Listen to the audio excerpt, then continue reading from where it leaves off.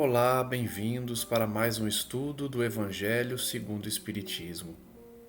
Estamos estudando o capítulo 8. Bem-aventurados os que têm coração puro. No nosso segundo estudo, já que fizemos cerca de metade do capítulo no último domingo, e hoje vamos prosseguir. Esse capítulo trata, principalmente, das inúmeras questões que envolvem o que Jesus quis dizer com o coração puro, inocente das crianças, que já tratamos no último estudo. E no finalzinho desse último estudo, estávamos tratando da questão do escândalo. Quando Jesus diz que o escândalo é necessário, mas há daquele que o cometa. Já passamos por diversas interpretações que demonstram que o escândalo ele é comum ao planeta em que vivemos, mas nenhum de nós deve provocá-lo. E aí, Kardec, ainda comentando as passagens evangélicas que tratam do tema, ele diz: sendo assim, dirão, o mal é necessário e durará sempre, porquanto se desaparecesse, Deus se veria privado de um poderoso meio de corrigir os culpados. Ele coloca essa conclusão para aqueles que ouvem a resposta de que o escândalo, o mal, seria necessário. Kardec então vai dizer que não, essa não é a interpretação correta, de que o escândalo sempre existirá. Porque se desaparecesse, Deus não poderia corrigir os culpados. Esse pensamento conclui então que é inútil cuidar de melhorar os homens, já que o mal sempre existirá. Deixando, porém, de haver culpados, também desnecessários se tornariam quaisquer castigos.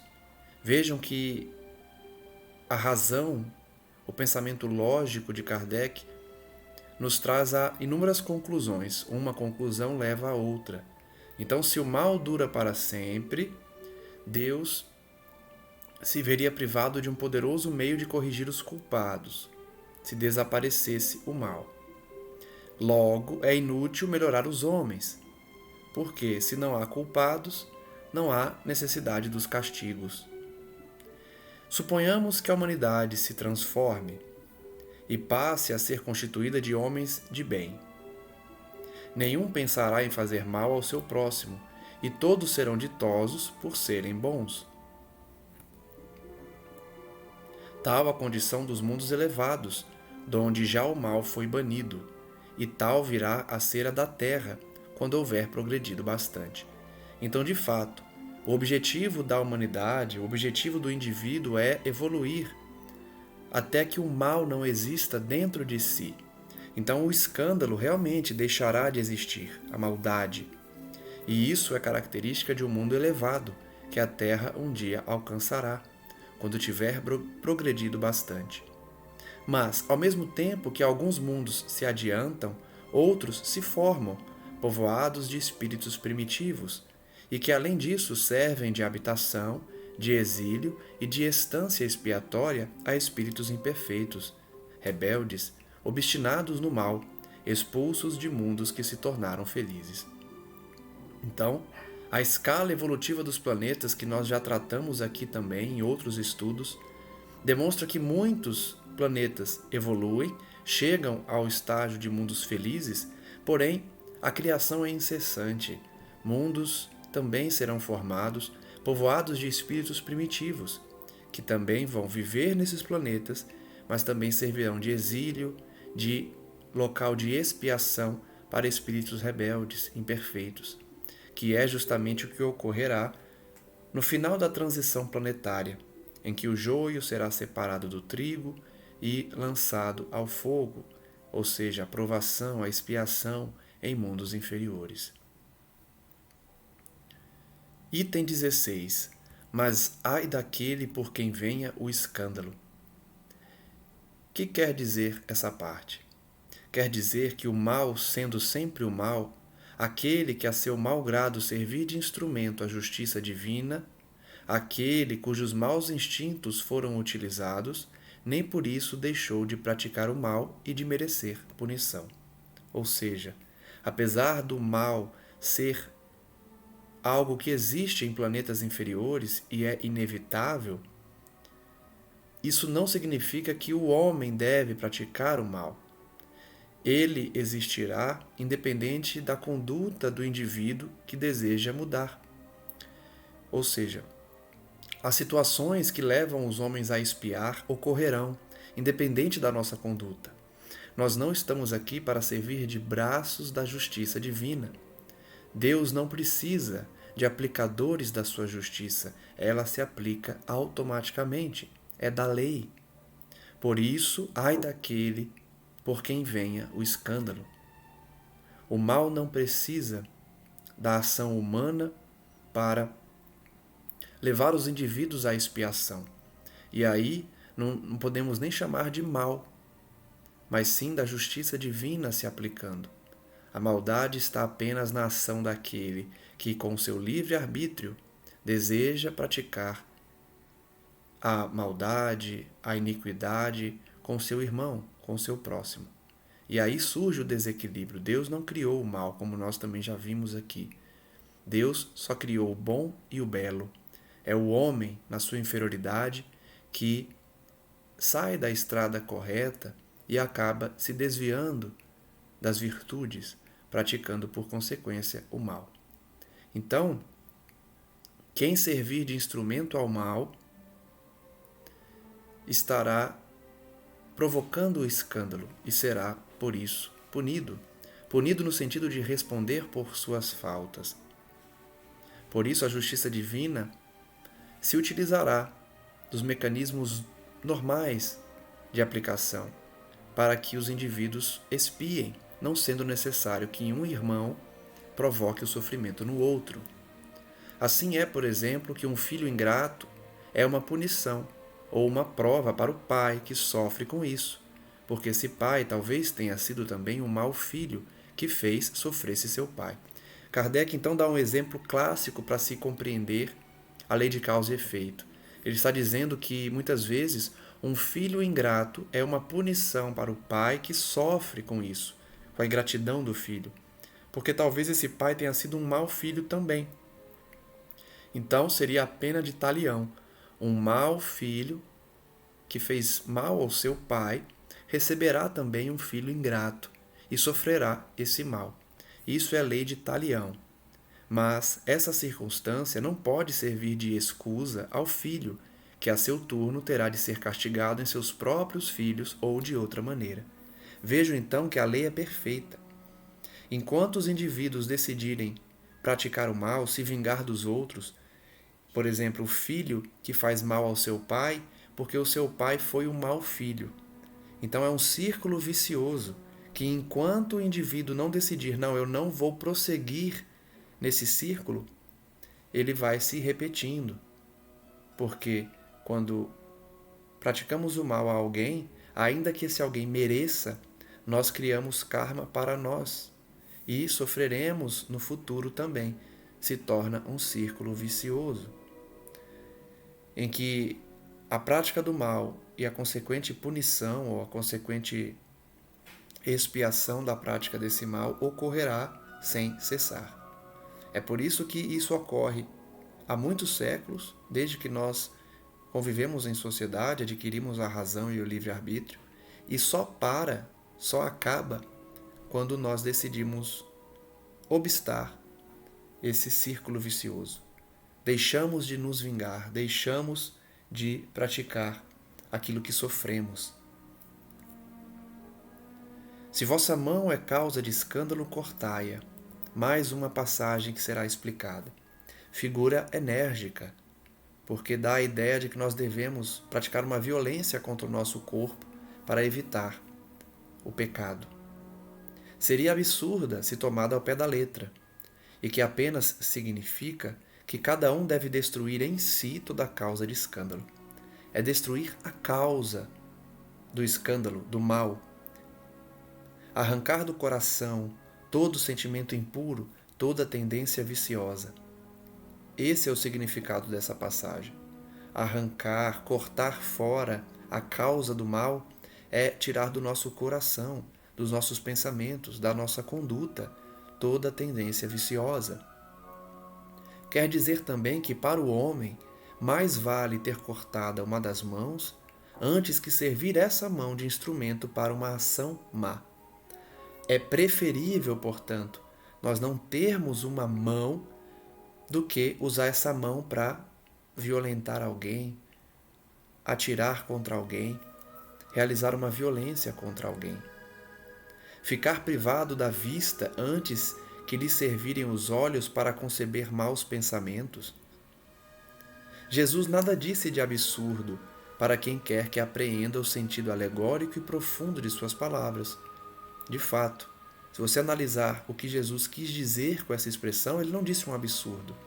É preferível ser cego do que usar os olhos para o mal, para a prática do mal, para o desequilíbrio dos maus pensamentos. Muitas coisas, entretanto, não podem ser compreendidas sem a chave que, para decifrar, o Espiritismo faculta. O Espiritismo vem, então, como consolador prometido pelo Cristo para explicar também essas questões de difícil entendimento, especialmente naquela época.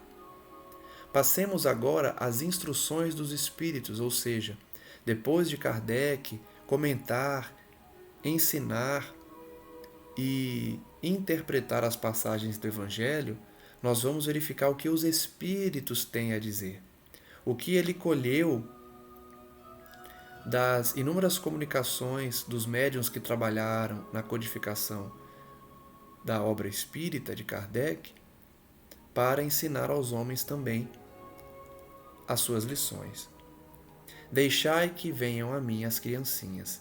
Vejamos então essa mensagem, vou aqui ao final para saber de quem que é, de João Evangelista. Vamos ver o que João Evangelista disse sobre essa passagem.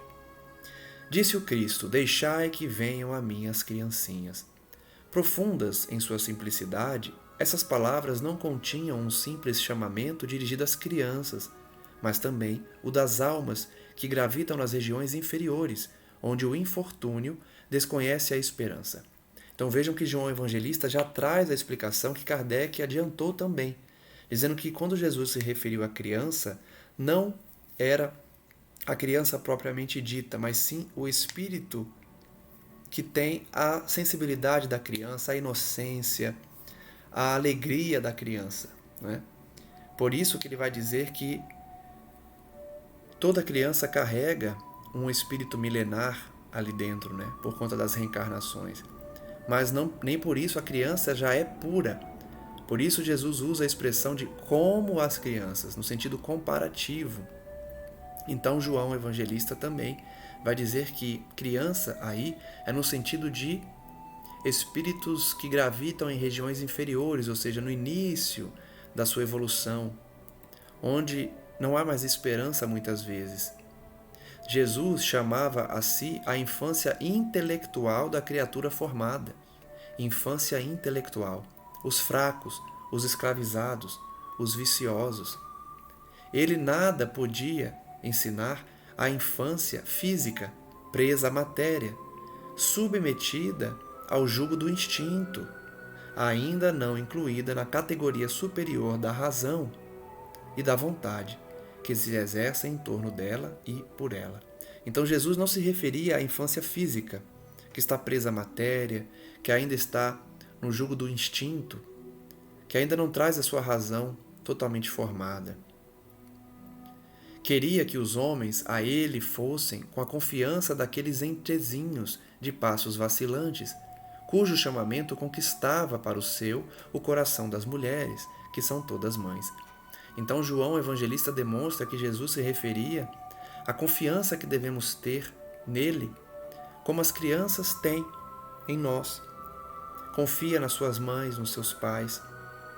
Então, Jesus quer que a gente o procure como as crianças, ou seja, confiando, mesmo que estejamos dando passos vacilantes, buscar o Cristo como as crianças buscam suas mães. Submetia assim as almas à sua terna e misteriosa autoridade. Ele foi o facho que ilumina as trevas, a claridade matinal que toca a despertar. Foi o iniciador do Espiritismo, que a seu turno atrairá para ele não as criancinhas, mas os homens de boa vontade. Está empenhada a ação viril. Já não se trata de crer instintivamente, nem de obedecer maquinalmente.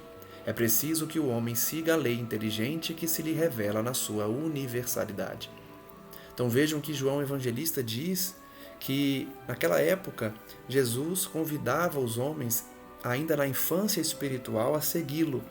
Porém, hoje, com a razão já desenvolvida, com a inteligência que o Espiritismo traz para a interpretação do Evangelho, Jesus convida os homens já maduros, não mais as criancinhas, os homens de boa vontade, que já alcançaram a razão, que já não acreditam instintivamente, já não obedecem maquinalmente, mas sim trazem a razão, trazem o raciocínio, a fé raciocinada. Meus bem-amados, são chegados os tempos em que, explicados, os erros se tornarão verdades. Ensinar-vos-emos o sentido exato das parábolas e vos mostraremos a forte correlação que existe entre o que foi e o que é. Vejam que João Evangelista fala diretamente a nós, dizendo que o Espiritismo vem explicar as parábolas e mostrar a correlação entre o que foi e o que é, o que Jesus quis dizer e o que ele continua a ensinar. Digo-vos em verdade, a manifestação espírita avulta no horizonte, e aqui está o seu enviado, que vai resplandecer como o sol no cume dos montes. Trazendo então a revelação espírita para esclarecer os indivíduos. Mais uma passagem, essa assinada por um espírito protetor, vai dizer: Deixai venham a mim as criancinhas, pois tenho leite que fortalece os fracos. Deixai venham a mim todos os que tímidos e débeis necessitam de amparo e consolação. Deixai venham a mim os ignorantes, para que os esclareça. Deixai venham a mim todos os que sofrem, a multidão dos aflitos e dos infortunados. Eu lhes ensinarei o grande remédio que suaviza os males da vida, e lhes revelarei o segredo da cura de suas feridas. Qual é, meus amigos, esse bálsamo soberano que possui tão grande virtude, que se aplica a todas as chagas do coração e as cicatriza? É o amor, é a caridade. Se possuís esse fogo divino, que é o que podereis temer? Direis a todos os instantes da vossa vida: Meu Pai, que a tua vontade se faça, e não a minha. Se te apraz experimentar-me pela dor e pelas tribulações, bendito sejas, porquanto é para o meu bem, eu sei, que a tua mão sobre mim se abate. Vejam que até agora a mensagem desse Espírito protetor é para reacender a esperança, a fé, a confiança em Deus, a nos dirigirmos a Ele como as crianças, no sentido da humildade, da simplicidade, da confiança. Porque sabemos que tudo que Deus nos faz ou nos proporciona é para o nosso bem, é para a nossa elevação. Se é do teu agrado, Senhor, ter piedade da tua criatura fraca, dar-lhe ao coração as alegrias sãs. Bendito sejas ainda, mas faze que o amor divino não lhe fique amordorrado na alma, que incessantemente faça subir aos teus pés o testemunho do seu reconhecimento. Esse item é mais uma oração do que uma lição em si. Não deixa de ser uma lição, mas é muito poética, é muito bonita e parece mais uma oração de fato a Deus, agradecendo, pedindo que Ele nos traga alegria, sim, mas que nos faça sempre subir ao testemunho. Se tendes amor, possuis tudo o que há de desejável na terra. Possuis preciosíssima pérola, que nem os acontecimentos, nem as maldades dos que vos odeiem e persigam poderão arrebatar. O amor é o que precisamos para que as traças não destruam as nossas virtudes, para que o ladrão não roube o nosso sentimento, que é onde habita o nosso coração, não é? A nossa virtude, que não pode ser roubada, que não pode ser destruída. Então, se temos amor, é o que basta. Tereis colocado o vosso tesouro lá onde os vermes e a ferrugem não o podem atacar. e vereis apagar-se da vossa alma tudo o que seja capaz de lhe conspurcar a pureza. Quem ama, portanto, quem tem amor, coloca o tesouro onde não é possível destruí-lo ou roubá-lo, onde a pureza não é capaz de se sujar. Sentireis diminuir dia a dia o peso da matéria, e qual pássaro que adeja nos ares e já não se lembra da terra, subireis continuamente, subireis sempre, até que vossa alma inebriada se farte de seu elemento de vida no seio do Senhor. Vejam que essa mensagem belíssima traz um pouco do que é ser um espírito de luz superior, que já divide o seu cenário com o Cristo, com o Criador. Quanto mais subirmos, vamos, como as aves que voam nos céus, se esquecendo desses períodos que passamos na terra de sofrimento, vamos perdendo o peso da matéria. Basta querer, basta se elevar moralmente. Chegará um dia, então, que dividiremos o elemento da vida no seio do Senhor. Compreenderemos muito mais do que hoje sabemos, e entenderemos a justiça divina na sua perfeição. Essa mensagem, então, foi dada pelo Espírito Protetor em Bordeaux, 1861. Em mais um item em que aprendemos as lições das passagens lidas no último estudo, vamos ver então os bem-aventurados, os que têm fechados os olhos.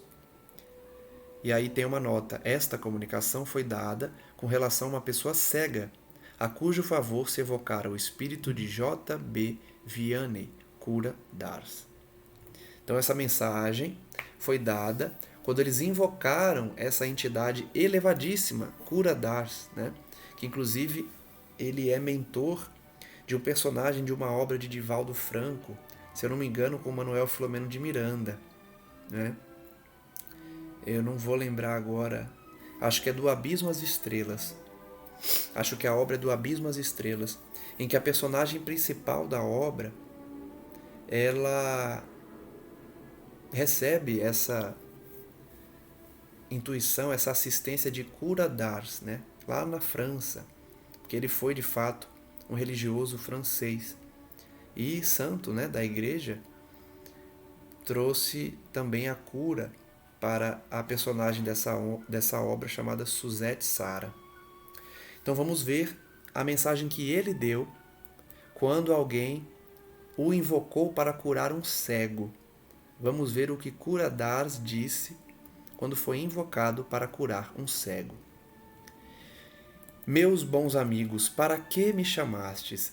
Terá sido para que eu imponha as mãos sobre a pobre sofredora que está aqui e a cure? Então é uma mulher cega, né? Ele foi invocado para curar uma cega, uma pessoa cega, uma moça. Ah, que sofrimento, bom Deus! Ela perdeu a vista e as trevas a envolveram. Pobre filha, que ore e espere. Não sei fazer milagres, eu, sem que Deus o queira. Todas as curas que tenho podido obter e que vos foram assinaladas, não as atribuais, senão àquele que é o Pai de todos nós. Então vejam primeiramente a humildade de cura d'Ars, que realizava curas, sim, mas ele atribui as curas a Deus, não a ele. Porque Deus que permite, Deus que dá esse poder a ele. Nas vossas aflições, volvei sempre para o céu o olhar e dizei do fundo do coração: meu Pai, cura-me, mas faze que minha alma enferma se cure antes que o meu corpo. Olha que frase forte, que eu faço uma pausa aqui, porque ela é muito importante. Antes de pedirmos a cura do nosso corpo físico de alguma doença, devemos pedir a Deus a cura da nossa alma, antes da cura do nosso corpo. Porque de nada adianta curar o corpo se a origem do mal está dentro de nós. Essa mazela que provocou a doença voltará se nós não curarmos a origem, a raiz do problema. Então, a mente poderosa de cura d'Ars já demonstrava essa necessidade de buscarmos a cura da alma primeiro. Que a minha carne seja castigada, se necessário, para que minha alma se eleve ao teu seio, com a brancura que possuía quando a criaste. É por isso que indivíduos como Chico Xavier escolheram não passar, por exemplo, pela cirurgia espiritual, pela cirurgia com alguns médiuns, né, que nós sabemos que usava a expressão de espíritos curadores para realizar cirurgias, né? E ele preferiu não se utilizar dessa técnica porque ele tinha essa consciência de que a mazela física serve de reflexão, serve de expiação para que a nossa alma seja curada. Eles preferem que a carne seja castigada para que a alma se eleve. Nós não temos qualquer condenação em buscar a cura dos nossos corpos, a cura das doenças, a cura dos problemas das nossas vidas. Não há nenhum mal nisso. Mas aquele que sofre e sabe o motivo do sofrimento, o porquê da dor e da expiação, ele reconhece ali a oportunidade de crescimento espiritual.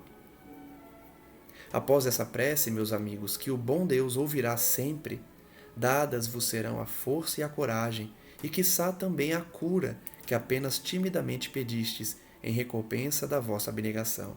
Então, quando pedimos a cura a Deus, é certo que Ele dará força e coragem. Nem sempre dará a cura, mas, quando possível, essa cura virá. Se pedimos com humildade, com abnegação. Contudo, uma vez que aqui me acho, numa assembléia onde principalmente se trata de estudos, dir-vos-ei que os que são privados da vista deveriam considerar-se bem-aventurados da expiação. Então vejam, ele foi convidado num grupo que estudava e foi chamado também para efetuar a cura de uma moça cega. Então ele aproveitou o ensejo para ensinar a eles, olha, aqueles que são cegos devem se considerar bem-aventurados. Por quê? Lembrai-vos de que o Cristo disse convir que arrancasseis o vosso olho se fosse mau, e que mais valeria lançá-lo ao fogo do que deixar se tornasse causa da vossa condenação. Ah, quantos há no mundo que um dia nas trevas maldirão o terem visto a luz. Então ele está fazendo a reflexão. Se você não enxerga, também dê graças a Deus. Por quê? Você não tem condições de ver, enxergar a maldade que você mesmo provoca, ou que o seu olho seja motivo de escândalo pelos maus pensamentos que produz quando utiliza da vista. Então ele está dizendo que muitos vão preferir ser cegos do que ver e se condenarem com isso, por sua conduta errônea, equivocada. Os olhos não lhe serão causa de escândalo e de queda. Muitos desejarão a cegueira para que os seus olhos não sejam motivo de queda. Podem viver inteiramente da vida das almas, os cegos. Olha que visão elevada do santo cura d'Ars, né? Do Vianney, ou Vianney. O cego pode se dedicar inteiramente à sua alma. Podem ver mais do que vós que tendes límpida a visão. O cego, portanto, pode enxergar mais de quem tem os olhos sem qualquer mazela, sem qualquer problema físico. Quando Deus me permite descerrar as pálpebras a alguns desses pobres sofredores e lhes restituir a luz, digo a mim mesmo, alma querida, por que não conheces todas as delícias do Espírito que vive de contemplação e de amor? Não pedirias, então, que se te concedesse ver imagens menos puras e menos suaves do que as que te é dado entrever na tua cegueira? Olha que visão ele tem. Quando pedem a cura da cegueira para ele, ele diz, meu irmão, aproveita que você não pode ver as coisas impuras do mundo. Aproveita que seus olhos estão fechados para as impurezas do planeta, a fim de que enxergue somente as maravilhas, as belezas do céu. É uma visão realmente muito elevada que poucos têm. A gente não está dizendo aqui que aquele que é cego deve simplesmente viver uma vida sem buscar a cura, se existe a cura. Não é isso, não se condena o cego que deseja enxergar. Ele só está fazendo uma reflexão. Já que você não enxerga, busca trabalhar a sua alma, enxergar o belo que existe na vida espiritual. É um pedido realmente difícil a se fazer, né? Muitos vão dizer, é porque ele não é cego, ele não sabe como é ruim. Só que os espíritos elevados, eles sabem sim. E se eles vêm com essa expiação, certamente eles vão trazer essa visão de se dedicar ao bem, mesmo com as deficiências. Bem-aventurado o cego que quer viver com Deus, mais ditoso do que vós que aqui estáis, ele sente a felicidade, toca-a, vê as almas e pode alçar-se com elas às esferas espirituais, que nem mesmo os predestinados da terra logram divisar. Então ele está dizendo que o cego que aceita com resignação e busca elevar sua alma, ele é mais feliz do que aquela cega que queria enxergar. Porque ele, o cego que se dedica à sua alma, ele visita os espíritos e vai a lugares que na terra nós não podemos enxergar. É uma reflexão muito interessante de se fazer, né? Abertos, os olhos estão sempre prontos a causar a falência da alma. Fechados, estão prontos sempre, ao contrário, a fazê-la subir para Deus. Ele simplesmente está ensinando que toda dificuldade física traz uma oportunidade de elevação espiritual. Não só a cegueira, mas a cegueira, por ele ter sido chamado justamente para isso, fez ele dar essa lição, no sentido de que nós devemos aproveitar as limitações físicas para nos dedicarmos à alma. Mesmo porque, se estamos passando por deficiências, é porque estamos expiando faltas do passado. Então, aquele que tem os olhos fechados para as impurezas do mundo, tem outras oportunidades para a elevação da sua alma. Crede-me, bons e caros amigos, a cegueira dos olhos é, muitas vezes, a verdadeira luz do coração, ao passo que a vista é, com frequência, o anjo tenebroso que conduz à morte. E por isso eu repito, não só a cegueira, toda deficiência, toda dificuldade física é, muitas vezes, a oportunidade de se iluminar o coração, enquanto quem tem o corpo perfeito, muitas vezes, se conduz ao erro, se conduz à queda. Agora, algumas palavras dirigidas a ti, minha pobre sofredora. Então, no final da mensagem, o cura Dars fala diretamente à moça que é cega. Espera e tem ânimo. Se eu te dissesse, minha filha, teus olhos vão abrir-se, quão jubilosa te sentirias, quão feliz ela ficaria. Mas, quem sabe se esse júbilo não ocasionaria a tua perda? Quantos que foram curados pelo Mestre, por Jesus, caíram logo depois?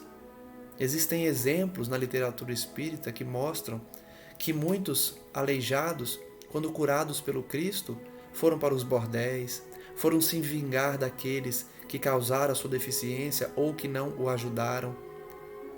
Muitos que foram curados continuaram com a mesma vibração no mal e na imperfeição, e a enfermidade voltou depois, porque não curaram a origem, não curaram a raiz do problema.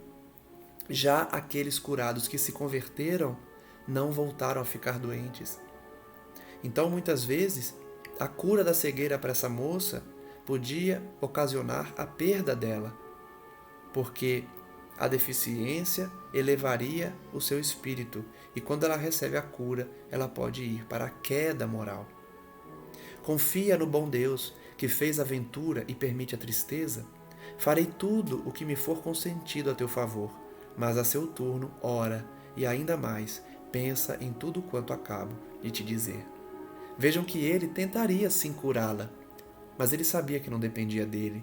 Se estava na programação daquela moça continuar cega, nada ele poderia fazer, a não ser dar palavras de ânimo, envolvê-la em vibrações sutis e belas, mas a cura somente vem quando está programado para acabar aquele sofrimento.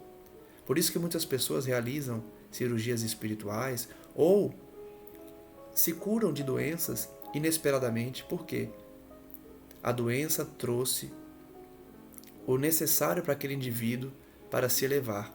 A expiação dele acabou ali. Não precisava mais da doença. Muitos se curam por sua conduta no bem, se curam antecipadamente ou deixam de desencarnar por conta daquela doença. Outros, porém, precisam ainda carregar aquela doença até o fim da vida. Por quê? A origem está no passado. Cada um tem a sua história e a sua necessidade. Portanto, ele tentaria curá-la, mas sabia que dependia somente da vontade divina. Antes que me vá, recebei todos vós, que aqui vos achais reunidos, a minha bênção. Assim ele então se despediu Essa mensagem dada em Paris, 1863. Aqui então vem uma nota de Kardec, finalizando então o capítulo. Quando uma aflição não é consequência dos atos da vida presente, deve-se lhe buscar a causa numa vida anterior. Então isso nós já estudamos aqui, né? Quando falamos das causas atuais e anteriores das nossas aflições. Quando nós estamos sofrendo algo e não encontramos a resposta desse sofrimento nessa vida, é porque está numa vida passada. Tudo aquilo a que se dá o nome de caprichos da sorte, mais não é do que efeito da justiça de Deus. Não há sorte, não há azar, não há caprichos da sorte nem do azar. Há a justiça divina, que não inflige punições arbitrárias, pois quer que a pena esteja sempre em correlação com a falta. Kardec está falando da justiça divina, que ela é realmente justa. Não é muitas vezes como a justiça dos homens, que é, na verdade, injusta. A justiça divina é proporcional à falta. A expiação que o indivíduo passa é sempre proporcional ao mal que ele tenha feito. Por quê? Deus quer sempre que a sua justiça se faça com essa correlação. A consequência de acordo com a origem do mal. Se, por sua bondade, lançou um véu sobre os nossos atos passados, por outro lado, nos aponta o caminho, dizendo: quem matou a espada, pela espada perecerá. Palavras que se podem traduzir assim: a criatura é sempre punida por aquilo em que pecou. Então, o que Kardec está explicando?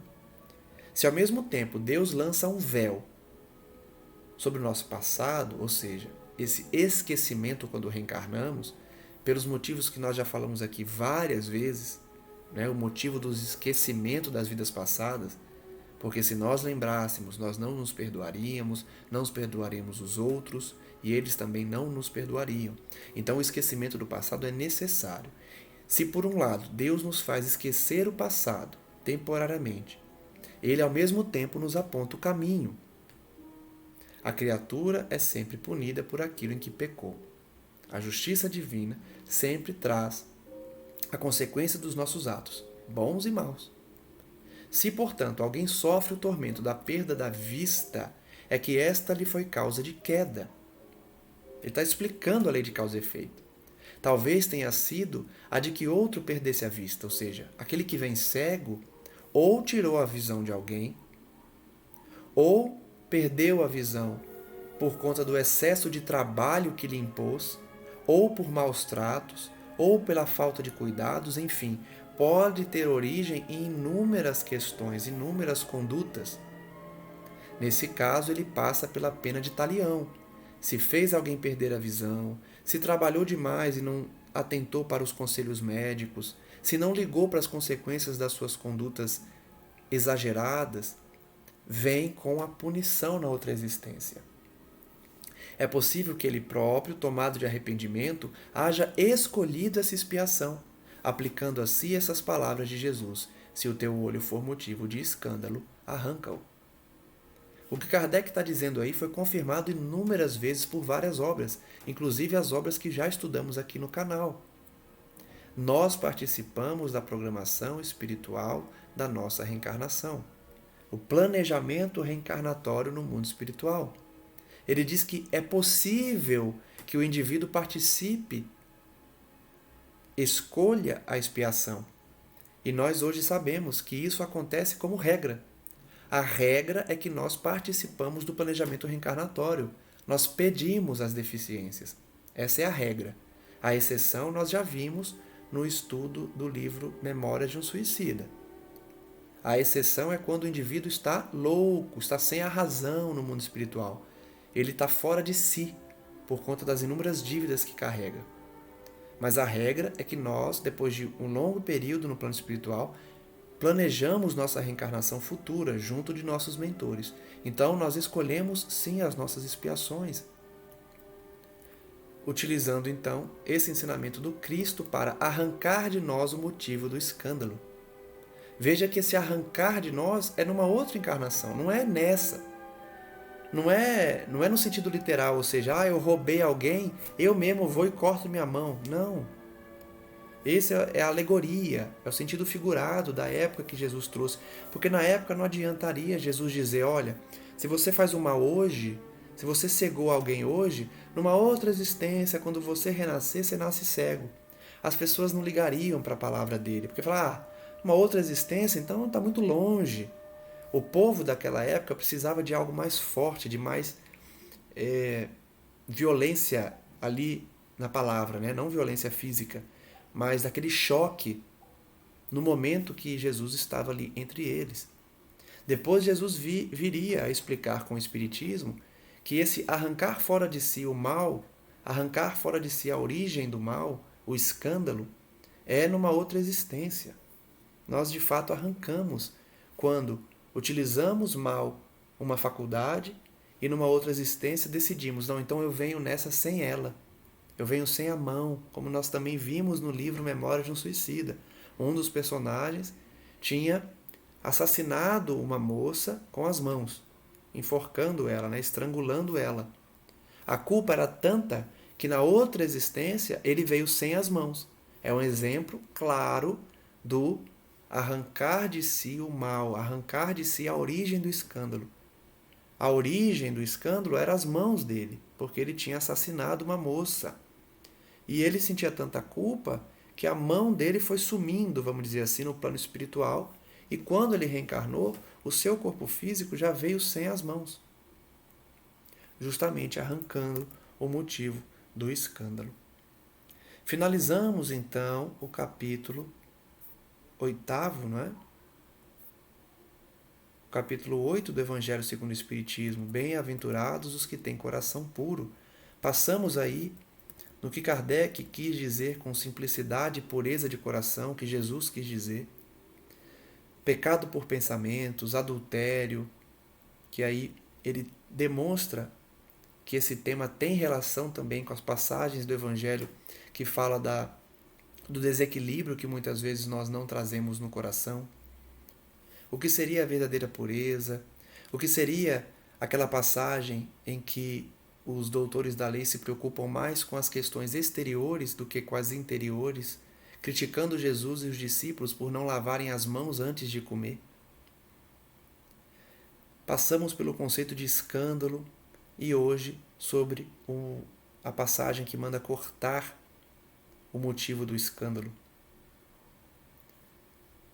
Agradeço então a presença de todos mais uma vez, foram muitas as reflexões. No próximo domingo entraremos no capítulo 9, chamado Bem-aventurados os que são brandos e pacíficos.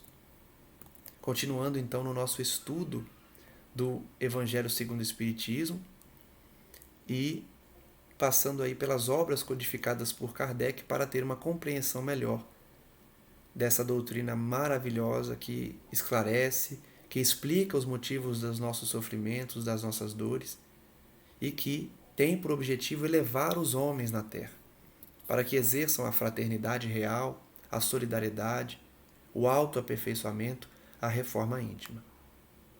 Então, convido a todos, como sempre faço, no próximo domingo, continuarmos esse estudo e, durante a semana, continuarmos o estudo do livro Os Mensageiros, de André Luiz, que também tem muitas lições relacionadas com as lições de Kardec, sem dúvida, nas obras complementares do Espiritismo.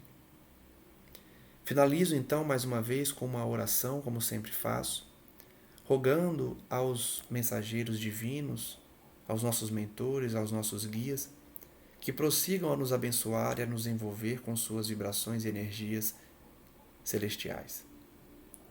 Que possamos a cada dia refletir sobre as lições espíritas, mas especialmente as lições cristãs, independente de religião, a fim de que o ensinamento do Evangelho, o ensinamento de Cristo, esteja em nossos corações, tornando-os cartas vivas do seu Evangelho na conduta diária, na convivência com os demais componentes da sociedade e principalmente dentro do lar.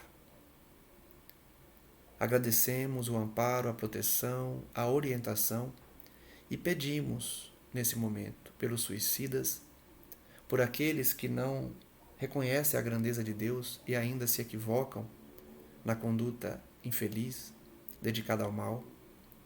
E, nesse momento de transição do planeta, pedimos força, energia, segurança e fé, para que nos momentos de dor, de desafio coletivo que a sociedade passará, nós estejamos firmes no propósito do bem, servindo de instrumentos para aconselhar aqueles que ignoram a vida espiritual e, consequentemente, a moralidade das suas ações.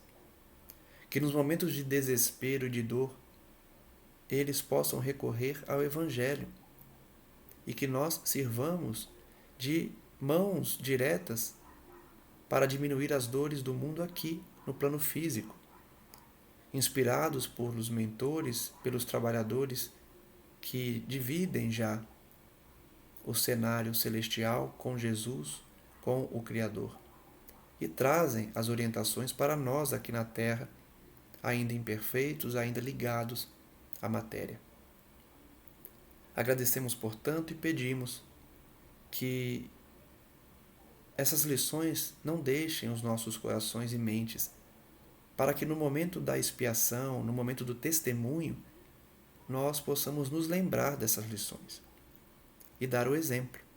Não se comportar da mesma forma que os maus se comportam, aqueles que não têm o Evangelho dentro de si se comportam. Possamos dar o exemplo cristão e arrastar as pessoas pelo exemplo, que é a única forma de convencimento eficaz. Graças damos a Ti, Senhor, hoje e sempre, e que assim seja. Muito obrigado a todos mais uma vez e que a bondade de nosso Senhor nos abençoe hoje e sempre.